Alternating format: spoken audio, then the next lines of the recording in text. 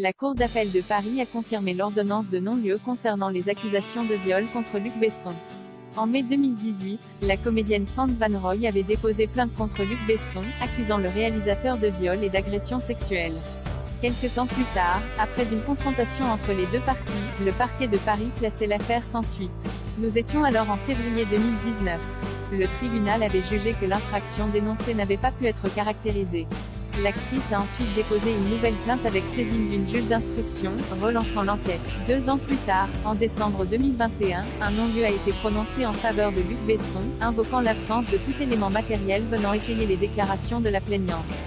Selon Antoine Giton, avocat de Sand Van Rooij, cette ordonnance de non-lieu est contestable. Luc Besson n'a jamais été confronté aux preuves matérielles qui l'accablent, par exemple au constat photographique réalisé aux unités médico-judiciaires le jour des faits, des clous et blessures sur le corps de la partie civile qui accrédite le viol relaté par celle-ci et contredit frontalement les déclarations de Luc Besson, martelait-il avant de prendre la décision de faire appel du jugement.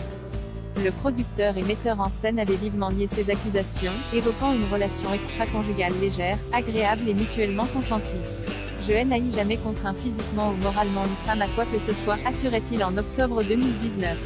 Le non-lieu confirmé en appel aujourd'hui, le 24 mai 2022, la Cour d'appel de Paris a confirmé l'ordonnance de non-lieu prononcée en décembre dernier, rapporte Le Figaro.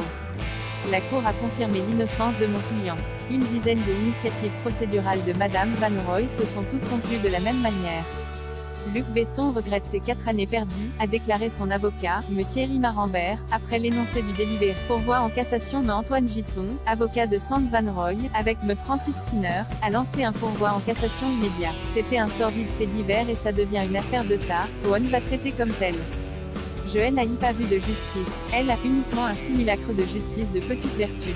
Nous promettons de donner à cette petite justice une leçon de vertu, a-t-il dénoncé à l'issue du non-lieu. De son côté, Luc Besson s'est remis au travail, produisant le film d'horreur Arthur Malédiction. Il a également réalisé la comédie romantique June and John avant de se lancer dans Dogman, long métrage avec Caleb Landry Jones dans le rôle principal.